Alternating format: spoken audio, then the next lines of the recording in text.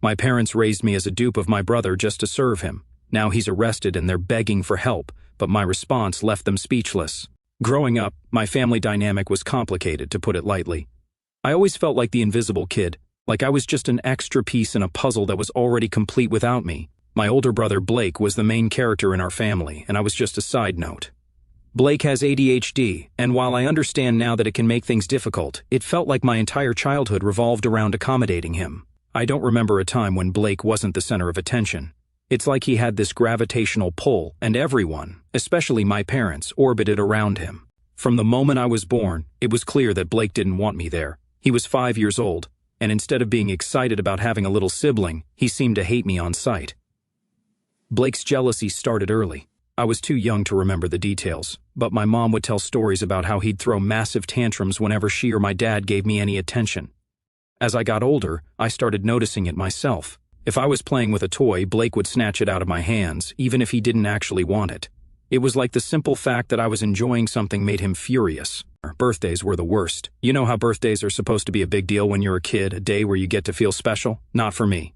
Blake made sure of that. Every single year, he'd throw some kind of fit. He'd cry, scream, knock over the cake, or just make a scene in front of everyone. My parents' reaction? Blake doesn't mean it, he's just overwhelmed, or you know how Blake gets. I didn't even care about the presents after a while. I just wanted one day where I wasn't overshadowed by Blake's drama, but it never happened. Even when I was older and tried to advocate for myself, it was like my parents didn't hear me. Blake always came first. When I was little, I tried to brush off Blake's behavior because, well, I didn't know any better.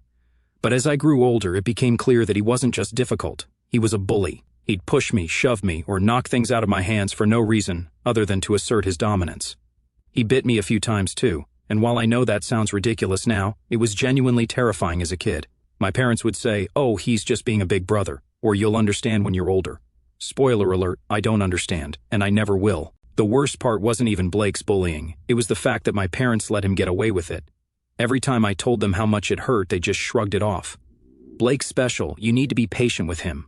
Patience, that word makes my skin crawl now because it was always directed at me, not at him. Why wasn't he the one who needed to learn patience? Why wasn't he taught to control himself? I think what hurt the most was that they made me feel like my feelings didn't matter. If I cried after Blake hit me or screamed at me, they'd comfort him, not me. "He didn't mean it," they'd say over and over. It's like they thought I was the problem for not being more understanding. I remember sitting in my room sometimes, crying and wondering if I was being dramatic. Maybe I was too sensitive. Maybe I was the one in the wrong. But deep down, I knew it wasn't fair. Blake's behavior wasn't just limited to me, though. He struggled socially, too. He never had many friends, and my parents would try to set up playdates for him. Those were disasters. He'd act out, make the other kids uncomfortable, and then they wouldn't want to come back. My parents always seemed more embarrassed for him than concerned about how his actions affected others. Meanwhile, I learned early on to keep my head down and avoid rocking the boat. I became the good kid because I didn't want to add to their stress. But being the good kid didn't mean I got rewarded. It just meant I was ignored. I longed for a normal sibling relationship, the kind you see in movies where brothers or sisters look out for each other. I wanted a protector, not a tormentor. Instead, I got Blake, who seemed to delight in making my life miserable.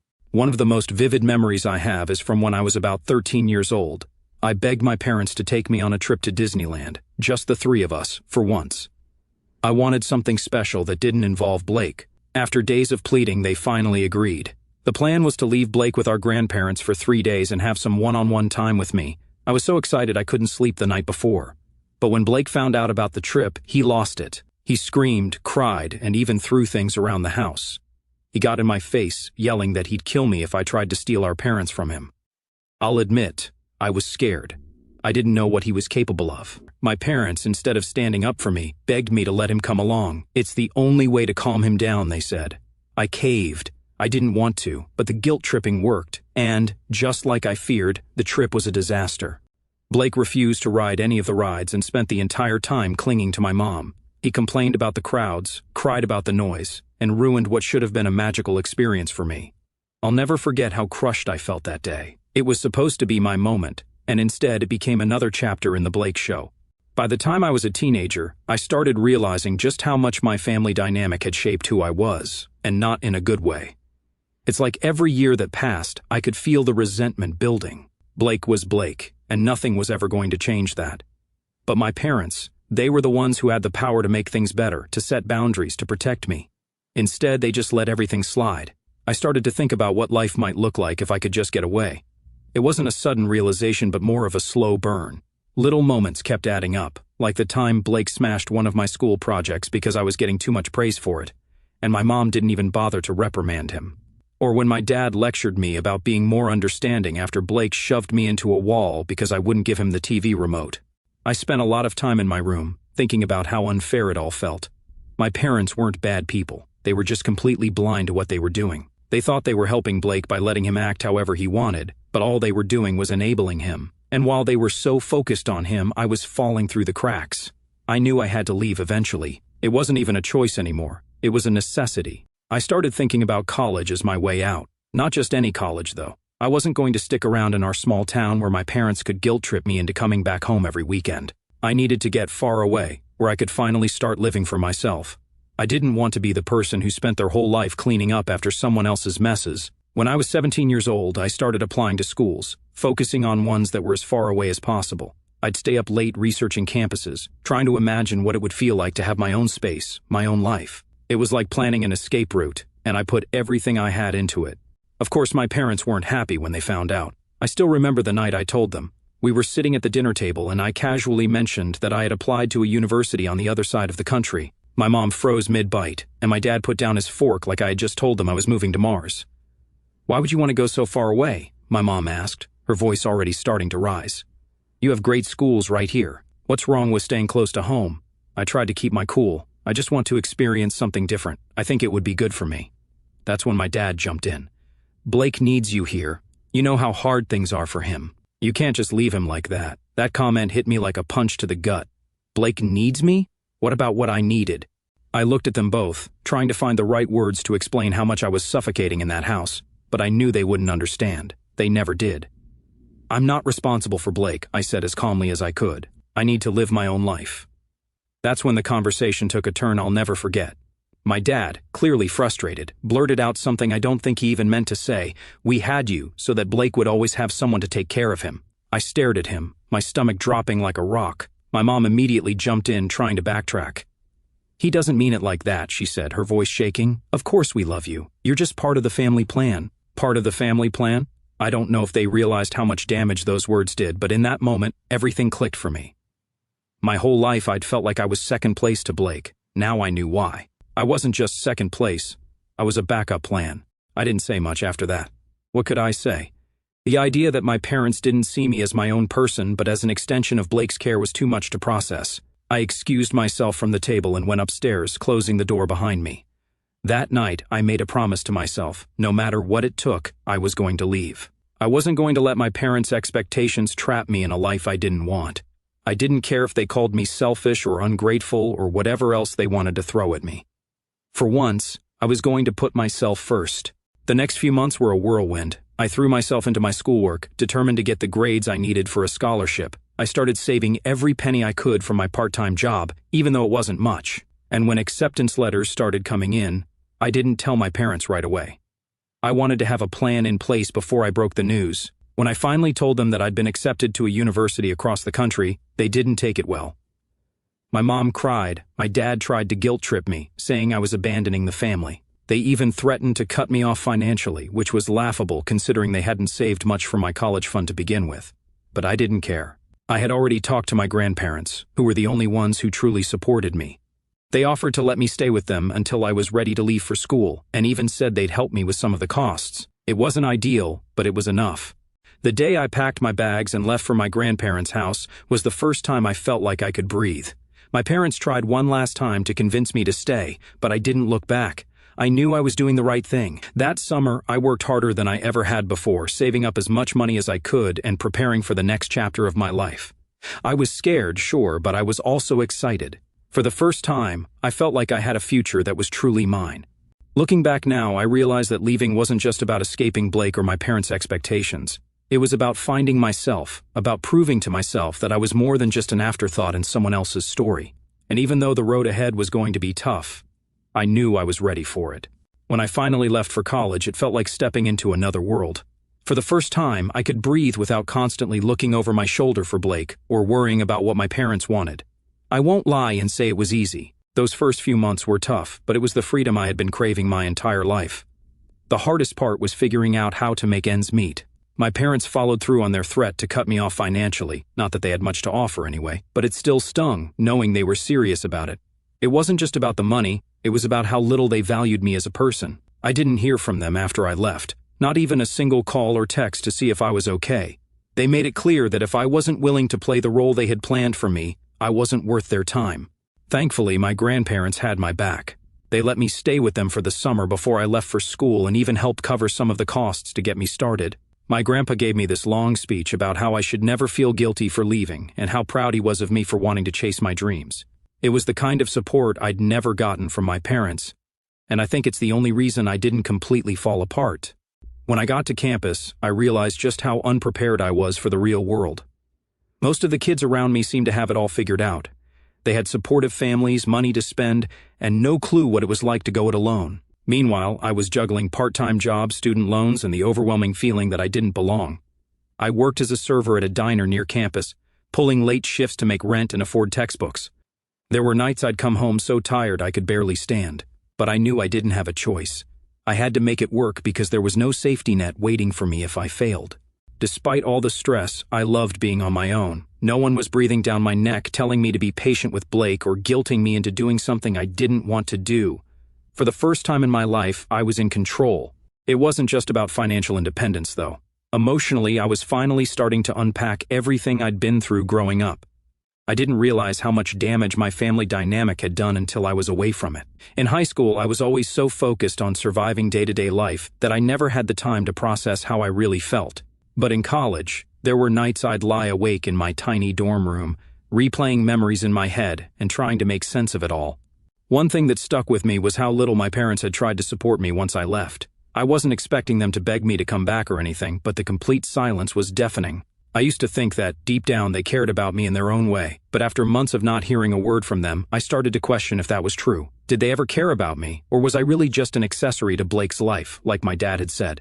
Meanwhile, I started to hear bits and pieces about what was going on back home from my grandparents. Blake wasn't handling my absence well. Without me there to absorb his anger, he started acting out in new ways. My grandparents told me he had started bullying neighborhood kids, throwing tantrums over the smallest things, and generally making life miserable for everyone around him. Part of me felt guilty, like maybe I'd made things worse by leaving, but another part of me felt relieved. For once, it wasn't my problem to deal with. Despite everything, I started to thrive in my new environment. I made a few close friends, people who didn't know about my past and just liked me for who I was. It was refreshing to be around people who didn't treat me like I was invisible or expect me to constantly put someone else's needs ahead of my own. Slowly but surely, I started to feel like I was becoming my own person. Academically, I worked my butt off. I wasn't the smartest person in the room, but I was determined to prove to myself that I could succeed on my own terms. Every A I earned felt like a middle finger to my parents, like I was showing them I didn't need their approval or support to make something of myself. I didn't just want to survive, I wanted to thrive. By the time I graduated, I had a degree, a job lined up, and a sense of accomplishment I'd never felt before. My grandparents were there at my graduation, cheering me on from the stands.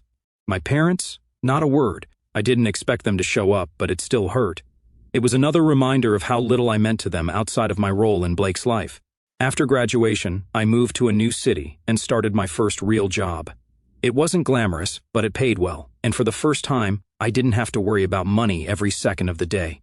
I was finally able to start paying off my student loans, and more importantly, begin repaying my grandparents for the financial help they'd given me over the years. They never asked for a dime back, but it mattered to me to show them how much I appreciated everything they'd done. Meanwhile, I kept hearing updates about Blake from my grandparents. His behavior was getting worse, and my parents were struggling to manage him. He had started targeting the neighborhood kids, throwing water on them and yelling at them to stay off his street. Eventually, one of the parents had enough and called the police. Blake was arrested for harassing children, and my parents had to bail him out. Hearing about it didn't surprise me, but it did make me sad. Blake was still the same person he'd always been, and my parents were still enabling him. Through all of this, my parents never reached out to me, not even once. It's like they had written me off completely, and honestly, I was okay with that. I didn't need them in my life anymore. I had spent so much of my childhood trying to earn their love and approval, and I was done. I was finally living for myself, and it felt amazing. Of course, that silence wouldn't last forever. One day, out of the blue, my phone rang and I saw my dad's number on the screen. After 6 years of nothing, they were reaching out. I didn't know what to expect, but I had a feeling it wasn't going to be good. At first, I thought it might have been an accidental call, but something in me couldn't let it go. I stared at my phone for a few seconds, debating whether to answer. Against my better judgment, I picked up. "Hello?" My voice was cautious, almost shaky. "Hey, it's Dad."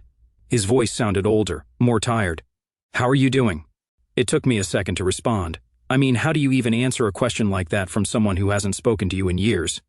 "I'm fine," I said, my tone neutral. "What's going on?" He hesitated.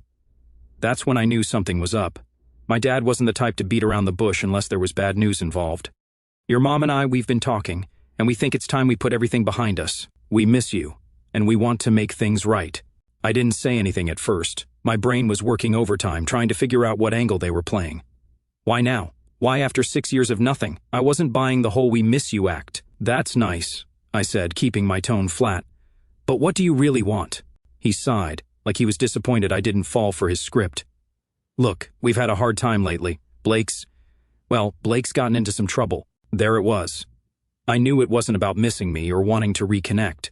It was about Blake, just like everything else in my life had been. "What kind of trouble?" I asked, already dreading the answer. He hesitated again before launching into the story. Apparently, Blake's antics had escalated to the point where the neighbors were fed up. He'd been harassing kids in the area, throwing water at them and yelling at them to stay off the street. Eventually, the parents got involved, and one of them called the police. Blake was arrested, and now he had a court date coming up. "Okay," I said slowly. "And why are you telling me this?" "We need your help," he said bluntly. "Your mom and I are at our wits' end. We're trying to get Blake into therapy, but we're struggling with the costs. And with this legal case hanging over his head, we're going to need a lawyer. We thought, well, you're doing well now, aren't you? Maybe you could pitch in." I couldn't believe what I was hearing. 6 years of silence, and now they were asking me for money, not even for themselves, but for Blake, the same person who made my childhood a living hell. "Are you serious?" I asked, my voice shaking with anger. "Come on," he said. "You know how hard it's been for us, trying to take care of him. You're his sister. Don't you think it's time to step up and help the family?" I snapped. All the anger, all the resentment I'd bottled up for years came flooding out. "Help the family? You mean the same family that abandoned me the second I decided to live my own life? The same family that let Blake torment me for years without lifting a finger? Are you actually asking me to help the person who made my life miserable?" My dad tried to interrupt, but I wasn't done. "You didn't care about me when I needed you. You didn't call me once in 6 years, and now you want me to swoop in and fix everything? No, absolutely not." There was silence on the other end of the line. Then my dad said, "We're sorry, okay? We know we messed up, but Blake is struggling, and we don't know what to do. Can't you find it in your heart to forgive us and help out?" I laughed bitterly. "You think this is about forgiveness? You think an apology is enough to erase years of neglect and abuse? You don't get to apologize and expect me to save the day. I'm not Blake's caretaker, and I never will be. That's your job, not mine." I hung up before he could say anything else. My hands were shaking, and I had to sit down to calm myself. I wasn't sure if I was more angry or hurt. They had some nerve, calling me after all these years and acting like I owed them something. Later that night, my mom sent me a long text message. It was full of apologies and promises to do better. She admitted they should have handled things differently when we were kids, and that they regretted how they treated me. But she also doubled down on asking for my help, saying that Blake's situation was dire and that they couldn't do it alone. I didn't respond. I didn't know how to. Part of me wanted to tell them to go to hell, but another part of me felt guilty, even though I knew I shouldn't. No matter how much I tried to convince myself that I didn't care about them anymore, a small part of me still did. I spent the next few days trying to sort through my feelings. Was I being too harsh? Should I give them another chance? Or was this just another manipulation tactic to drag me back into the chaos I'd worked so hard to escape? But every time I started to doubt myself, I thought back to the years I spent begging for their support, only to be dismissed. It wasn't just about Blake's bullying. It was the constant message that my feelings didn't matter, that I was secondary in my own family. I wasn't ready to forgive them, not when they only reached out because they needed something. That week, I had a long conversation with my grandparents. They had always been my safe haven, and I needed their perspective. I told them everything, how my parents had called, how they wanted financial help for Blake, and how angry I felt about the whole thing. My grandpa listened quietly, nodding as I vented. When I finally stopped to catch my breath, he said something that stuck with me. "You don't owe them anything," he said firmly. "They made their choices, and now they're dealing with the consequences. It's not your job to clean up their mess." Hearing that from him was like a weight lifting off my chest. For years, I had carried this unspoken expectation that I was somehow responsible for my family's happiness. But the truth was, I had done everything I could. I had spent my entire childhood accommodating Blake, sacrificing my own needs to keep the peace. I had given enough. Even so, I couldn't completely ignore what my parents were going through. Over the next few weeks, I kept tabs on the situation through my grandparents. They told me that Blake's court date was coming up and that my parents were scrambling to figure out how to handle it. Apparently, they had met with a lawyer who told them Blake might avoid jail time if he agreed to court-mandated therapy. That sounded like a good thing, but my grandparents were skeptical. They didn't think my parents would follow through with it, especially since they'd resisted getting Blake professional help for years. "Your mom still thinks she can handle him on her own," my grandma said. "She's too proud to admit she's in over her head." Hearing that made me sad, but it also made me angry. My parents had spent years enabling Blake's behavior, refusing to hold him accountable for anything, and now they were dealing with the fallout of their own choices. They were desperate for help, but not because they wanted to make things right with me. They wanted me to step in and fix things for them, just like they had always expected me to do. That realization helped me solidify my boundaries. If my parents truly wanted to repair our relationship, they needed to prove it wasn't just about Blake. They needed to acknowledge the years of neglect and pain they caused me and make an effort to change. I wasn't going to be their backup plan anymore. A few weeks later, my grandparents told me that Blake's court date had come and gone. The judge had ordered him to attend therapy and issued a restraining order that required him to stay away from the neighborhood kids he had been harassing. My grandparents seemed cautiously optimistic, but I wasn't holding my breath. Therapy could help, sure, but only if my parents actually supported the process. Given their track record, I wasn't convinced they'd follow through. Meanwhile, my parents hadn't tried to contact me again, at least not directly. My grandma mentioned that my mom had been venting about me during one of their conversations. According to her, my mom was frustrated that I hadn't responded to her message and felt like I was punishing them by staying distant. When my grandma told me that, I just shook my head. It wasn't about punishment, it was about protecting myself from more hurt. Still, I couldn't shake the feeling that this wasn't over. My parents were too stubborn to let things go, especially when it came to Blake. And sure enough, a few days later I got a message from a number I didn't recognize. It was my dad, using a new phone to reach out. The message was short and to the point. "Sorry if we upset you. We just want to talk. Please give us a chance." I stared at the message for a long time, debating whether to reply. On one hand, I was curious. Had they really changed? Did they genuinely want to mend things? Or was this just another attempt to rope me back into their drama? On the other hand, I didn't want to open the door for more manipulation. I'd worked so hard to build a life away from their chaos, and I wasn't sure I was ready to risk it. In the end, I decided not to respond. I wasn't ready to face them yet, and I wasn't going to let guilt dictate my choices. If they truly wanted to make amends, they would have to prove it through their actions, not just words. After ignoring my dad's latest attempt to reach out, I finally felt like I was beginning to close a chapter in my life that had been left open for too long. My childhood and teenage years had been defined by my family's dysfunction, but now I was in control. Still, that didn't mean the emotions disappeared overnight. There was a lot I had to process, and the journey to truly moving on was far from easy. A few weeks after my dad's text, I got an update from my grandparents about how things were going back home. Blake had started his court-mandated therapy, but not without resistance. Apparently, he had thrown a massive fit before his first session, yelling that he didn't need help and that everyone else was the problem. My grandparents said my mom had to practically drag him out of the house to get him there. Hearing about that didn't surprise me. It was classic Blake behavior. But it did make me feel a strange mix of emotions. On one hand, I was relieved he was finally being forced to confront his issues. On the other hand, I couldn't help but wonder if therapy would actually help him, or if it was too late for meaningful change.